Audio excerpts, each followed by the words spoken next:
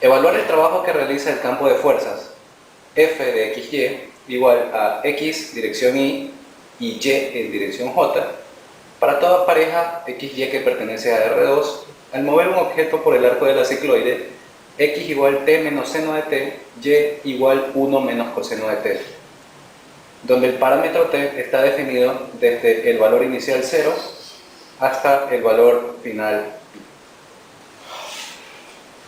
Muy bien, tenemos aquí el campo de fuerzas con el cual deberemos trabajar y debemos ir a calcular el trabajo que realiza este campo al mover un objeto sobre la cicloide que ya está definida en forma paramétrica desde el valor inicial 0 hasta el valor final pi. Para hacer ello tendríamos que recurrir a una integral de línea. Sin embargo, hay veces en las cuales antes de recurrir directamente a una integral de línea para calcular el trabajo, es más conveniente hacer una pequeña verificación y observar si es que este campo que tenemos aquí es un campo conservativo. Entonces, vamos a hacer una pequeña prueba que consiste en dos pasos. El primer paso es verificar si el campo es conservativo. Luego de eso, vamos a ver qué será lo que sigue. Por ahora, analicemos si este campo cumple las condiciones para ser un campo conservativo. Para ser un campo conservativo, debe cumplirse que el rotacional de ese campo tiene que ser igual a 0 vector. ¿De acuerdo? El elemento neutro de los vectores. En el caso de los vectores definidos en Rn, donde la n dependería también de las dimensiones del campo de fuerza. Bueno, el punto es que el rotacional debe ser igual a 0 vector. ¿De acuerdo? Entonces, vamos calculando el rotacional. Recordemos que el rotacional se calcula como un producto cruz. En la primera fila, recordemos que van las coordenadas I, J, K. En la segunda fila van a ir los operadores de las derivadas parciales. Recordemos que la nomenclatura para las derivadas parciales es esta D extraña, que se le llama una D doblada, que se le llama la D de Jacobi, ¿de acuerdo? Y en la tercera columna van a ir las componentes I, J, K de nuestro campo de fuerzas. En este caso, la componente I es X, la componente en J es Y, y en K no tenemos componente, así que por fuerza esa componente vale 0. Ahora calculamos el producto cruz tal cual lo haríamos con un par de vectores. La primera fila queda marcada. Y ahora, vamos a ir marcando o tachando columnas, empezando de izquierda a derecha. En este lado izquierdo vamos a tachar esta columna, como si no estuviera, ¿de acuerdo? Y vamos a aplicar un pequeño determinante entre estos cuatro elementos. Nos quedaría, recordemos, tapando esto, derivada parcial respecto a y de 0,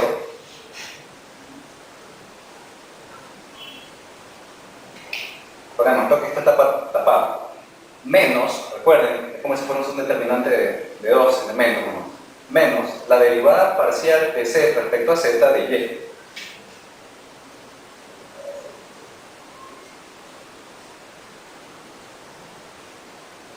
Ahí tendríamos el primer elemento del producto cruz. Vamos con el segundo. Para el segundo elemento del producto cruz vamos a tapar la segunda columna. Y recordemos que siempre va un menos delante del segundo elemento, de la segunda componente de un producto cruz.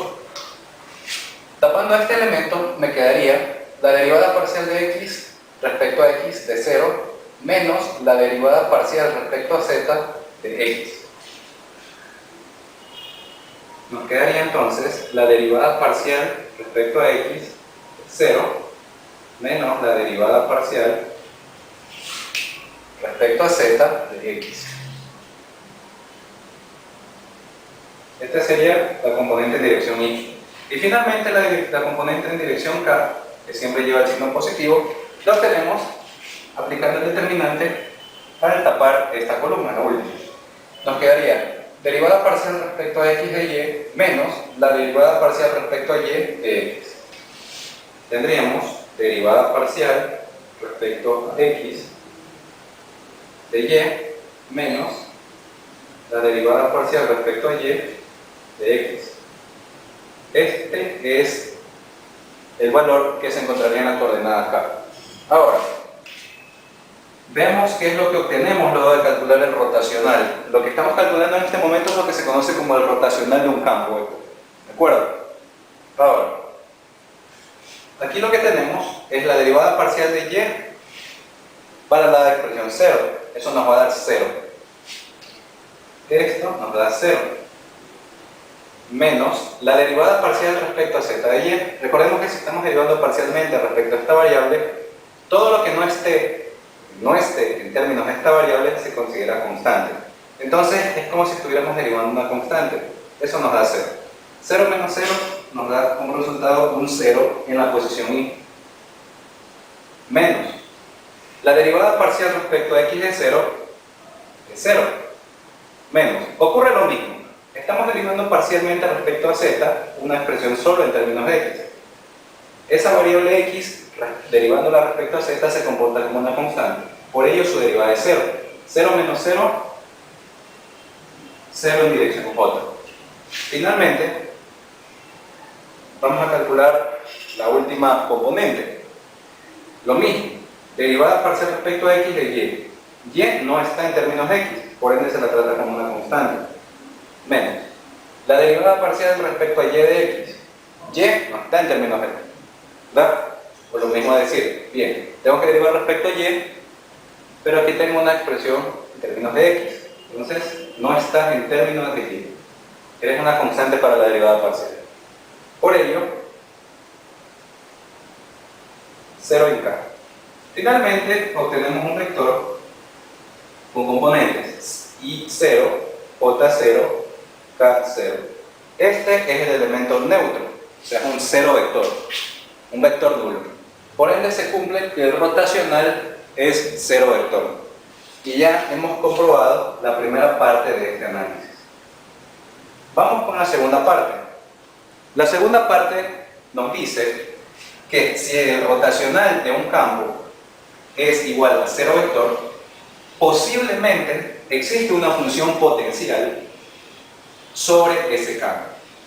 Vamos a ver si efectivamente existe una función potencial. Puede que exista, ya que el rotacional fue cero vector. El hecho de que el rotacional sea cero vector no garantiza que la función potencial exista. Puede ser que el campo sea un campo conservativo, porque así se les llama los campos en los cuales el rotacional es cero vector, conservativos. Puede ser que sea un campo cero conservativo porque el rotacional nos da cero vector y exista, debido a ello, una función potencial sobre ese campo. Puede ser que exista. En el paso 1, el campo es conservativo, lo demostramos, ya que el rotacional nos dio como resultado cero vector. En el paso 2, vamos a hallar la posible función potencial de existir definida sobre ese campo. Para hallar la función potencial, necesitamos saber que el vector gradiente de esa función f, que es la función potencial, va a ser igual a nuestro campo de fuerzas. El gradiente de la función potencial siempre va a ser igual a nuestro campo. Recordemos que el vector gradiente no es más que un vector cuyas coordenadas son las derivadas parciales de esa función específica. Entonces tendremos un vector con derivada parcial para esa función en x, con su derivada parcial respecto a y y con su derivada parcial respecto a z. Eso es lo que se conoce como un vector gradiente sobre una función f, un vector cuyas componentes son las derivadas parciales de esa función. Esto tiene que ser igual a nuestra función, está definida en este caso como un campo vectorial. En la componente x, o en la dirección y, tenemos x. Voy a reescribir esta expresión ya no con vectores unitarios, sino en forma vectorial. En la dirección j tenemos definida la expresión y. Y en k no tenemos nada, así que eso es 0. Bien, para garantizar que esos dos vectores sean idénticos, debemos poner la condición de que cada una de las componentes en cada posición sea igual a la otra. Entonces, la derivada parcial de f respecto a x, que es la primera componente aquí, tiene que ser igual a la primera componente del campo. La segunda componente del vector gradiente de la función potencial tiene que ser igual a la segunda componente de nuestro campo.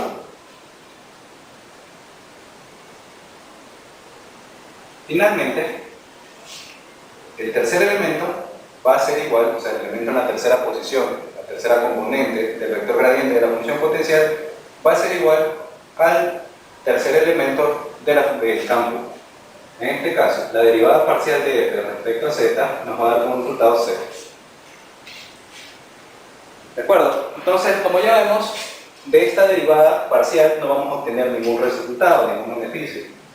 Siempre que obtengan una derivada parcial, la cual sea igual a 0, pueden descartarla, ya que no nos va a ayudar en nada en la resolución del problema, o sea, en encontrar la función potencial. ¿Cómo vamos a encontrar la función potencial? Vamos a tomar cada una de las expresiones que tenemos. Expresión A, expresión B, y la expresión C, que en este caso no es relevante, ya que nos da como resultado 0, no la vamos a utilizar. Siempre que una derivada parcial le dé como resultado 0 en el momento de hallar una función potencial, ustedes descartan esa expresión porque no va a servir para nada. Vamos a trabajar con la expresión A. La expresión A me dice que la derivada parcial de f respecto a x es igual a x. Lo que yo tengo aquí no es nada más y nada menos que una ecuación diferencial de variables separables. Para poder resolverla, tengo que despejar los diferenciales. Por ello, el diferencial de f va a ser igual a x por el diferencial de x. Para resolver la ecuación, a este punto, vamos a aplicar las antiderivadas a ambos lados. Al integrar con respecto a df, me queda como resultado f. Y esto es igual a esta integral que está acá. X al cuadrado sobre 2, integrando x respecto a x. No se olviden que siempre tenemos que agregar una constante de integración, pero en este caso es necesario tener en cuenta que esta función está dependiendo de dos parámetros, ¿verdad? Los dos parámetros, las dos variables, son x y y. Nosotros ya hemos logrado trabajar en términos exclusivamente de x. Sin embargo, ¿qué está ocurriendo con los términos que están dados en expresiones de y? Esos términos existen, están dados con una determinada función que no conocemos. Por ello, debemos agregar una función que podemos llamar, por ejemplo, h, que está en términos de y. Recordemos que las constantes siempre van a estar en términos de la otra variable. ¿De acuerdo? Es muy importante eso, ya que al momento de derivar esta función, ¿qué va a ser lo que obtengo? Recuerden, la integral indefinida no es nada más ni nada menos que una expresión la cual al ser derivada me da como resultado lo que tengo aquí en el integrando. Al momento de derivar x al cuadrado sobre 2 más h en términos de y, voy a volver a obtener como resultado x, ya que esta derivada respecto a x me da como resultado 0, porque es una función que está en términos de y. No conozco cuál es, pero yo sé que esa constante de integración para esta función de dos variables está dada en términos de y. No se pone la constante c. La constante c sería si la constante, vale la redundancia, no dependiera de nadie, como en las funciones de una variable. Pero en este caso, esta expresión sí depende exclusivamente de la otra variable, que es y. ¿De acuerdo? Ese es un paso muy importante. ¿Sí? Ahora vamos a trabajar con la expresión b. En la expresión b tenemos la derivada parcial de f respecto a y, que es igual a y. Ahora, recordemos que esa función siempre es la misma que está aquí en cada uno de los elementos de este vector, lógicamente, porque son las derivadas calculadas sobre esa misma función para cada dimensión. Entonces, vamos a derivar respecto a y esta función f que obtuvimos, x al cuadrado sobre 2 más h en términos de y, esto nos da como resultado y. Aplicando propiedades de las derivadas, nos quedaría la derivada parcial respecto a y de x al cuadrado sobre 2 más derivada parcial respecto a y de h de y, y esto me da como resultado y. ¿De acuerdo? Ahora, vamos borrando todo esto, y ya sabemos que estamos trabajando en el paso número 2, ¿no?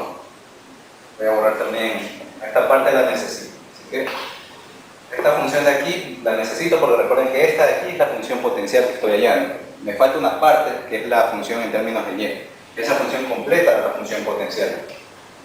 Al resolver esta derivada parcial, obtengo 0. De que estoy derivando respecto a y, varía una expresión en términos de x. Entonces, como no está en términos de y, es constante y su derivada es 0. Acá voy a tener, vamos a hacerlo por aquí, derivada parcial respecto a y de h de y es igual a y. Entonces, resolviendo esa otra ecuación diferencial de variables separables, tendremos que h derivando parcialmente, diferencial mejor dicho, de h en términos de y va a ser igual a y por diferencial de y. Ahora, integrando ambos lados,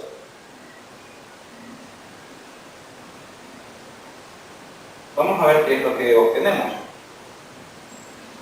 Este integral se convierte automáticamente en h de y. Y lo que se encuentra acá va a ser igual a ¿qué cosa? A y al cuadrado sobre 2 más una constante de integración. ¿Sí? Y aquí, como ya hemos trabajado con la parte de la función potencial que está en términos de x, es lógico que esta constante ya no va a depender de x. Ya los elementos en términos de x quedaron acá. Entonces, podemos concluir que nuestra función potencial sí existe, ya que no nos encontramos con ningún tipo de inconsistencias.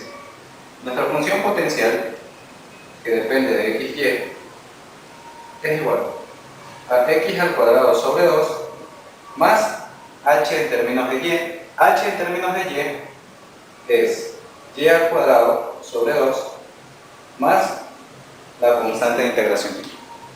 Entonces, hemos logrado cumplir los dos supuestos necesarios. El campo es conservativo, y al ser conservativo puede ser que haya habido una función potencial, y efectivamente sí la hubo. Al cumplirse estos dos supuestos, podemos utilizar lo que se conoce como el teorema para campos conservativos.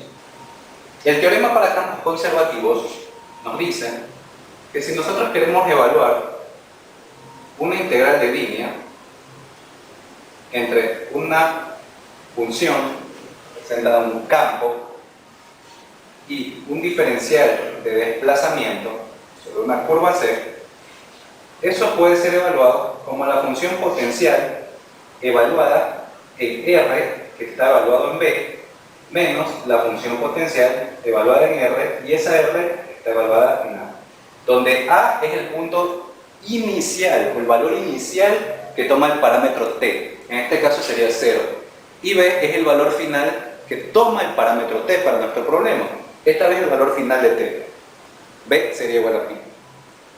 Ahora, ¿de dónde sacamos la R? Recordemos que la R no es nada más ni nada menos que un vector auxiliar. La R no es más que un vector con componentes x, y y z, donde esas componentes x, y y z no son nada más ni nada menos que las parametrizaciones de una determinada curva. En nuestro problema ya nos han parametrizado la curva, que era una cicloide. En la componente x tengo t menos seno de t, y en la componente y tengo 1 menos coseno de t. En la componente z tengo 0. Esa cicloide está definida simplemente en el plano x y. Está definido en el plano x y porque su z vale 0. ¿Ya? Ahora, recordemos, para calcular la integral de línea, lo que nosotros hacíamos era tener este vector, derivarlo, calcularle la derivada, que también era un vector, y posicionarla en esta parte de la integral de línea. Mientras esta f no era nada más ni nada menos que el campo.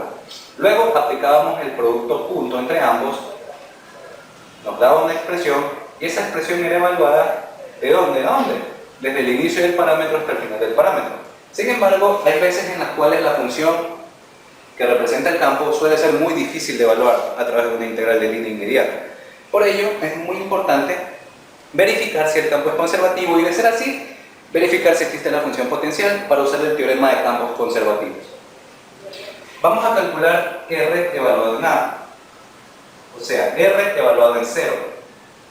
Este vector me va a dar como resultado 0 menos el seno de 0. Finalmente, este vector me da como resultado 0 menos seno de 0. El seno de 0, recordemos que es 0. 0 menos 0, 0.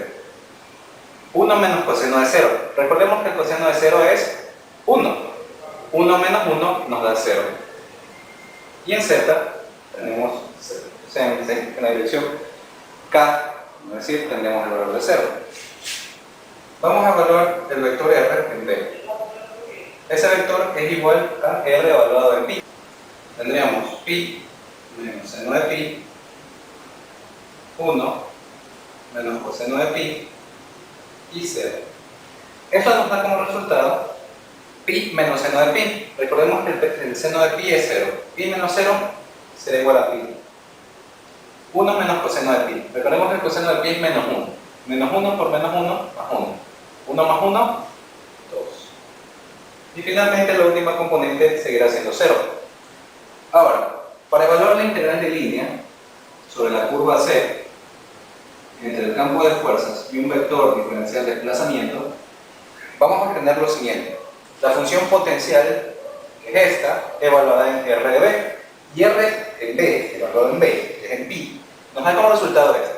Entonces, esta componente la evaluamos en X, esta la evaluamos en Y, y esta la deberíamos evaluar en Z, pero como las Z no hay para esta función, no habría ningún problema, no se lo toma en cuenta. Entonces, tendremos pi al cuadrado sobre 2 más 2 al cuadrado, que es 4, sobre 2 más 0, menos la función potencial ahora evaluada acá. Sería 0 al cuadrado sobre 2 más 0 al cuadrado sobre 2 más 0. Al proceder a realizar las operaciones pertinentes, vamos a llegar a lo siguiente. La integral de línea evaluada sobre la curva C entre el campo de fuerzas R, entre el campo de fuerzas F y el diferencial de desplazamiento va a dar como resultado pi al cuadrado sobre 2 más 4 sobre 2, que es 2, más C menos. Esto nos da 0, esto nos da 0 y esta C. Al multiplicarla por menos, me quedaría menos C. Finalmente, obtenemos pi al cuadrado sobre 2 más 2. Entonces, el valor para la integral de línea ha sido finalmente obtenido. Nuestra integral de línea sobre la curva C entre el campo de fuerzas F y el diferencial de desplazamiento nos dio como resultado pi al cuadrado sobre 2 más 2. Recordemos que las integrales de línea, también llamadas integrales de trabajo, nos permiten calcular efectivamente eso, trabajo. Entonces, esta respuesta que obtuvimos va a tener como unidades dimensionales físicas el Joule. Esa sería entonces la respuesta a nuestro problema. Si se dan cuenta, tuvimos que valernos del teorema para campos conservativos. Este teorema que tenemos aquí, fue el que usamos, tenemos para campos conservativos, nos permite resolver una integral de línea de una manera mucho más eficiente y sencilla respecto al típico modelo a seguir que tenemos aquí de aplicar el producto punto, ya que a veces las integrales o las funciones que representan los campos suelen ser bastante complejas y las integrales suelen complicarse un poco. Entonces, siempre que tengamos ese tipo de comportamiento, el cual la integral nos tuviese que derivar en algo complejo, largo, tedioso, siempre es mejor verificar si es que el campo es conservativo y si de ser así tiene una función potencial para aplicar ese teorema, el cual facilita mucho el trabajo. Muy bien. Entonces, esta sería la respuesta: pi al cuadrado sobre 2 más 2 unidades Joule para este problema sobre integrales de límite, relacionado al cálculo de trabajo, que es uno de los temas comprendidos en el curso de cálculo vectorial para funciones de varias variables.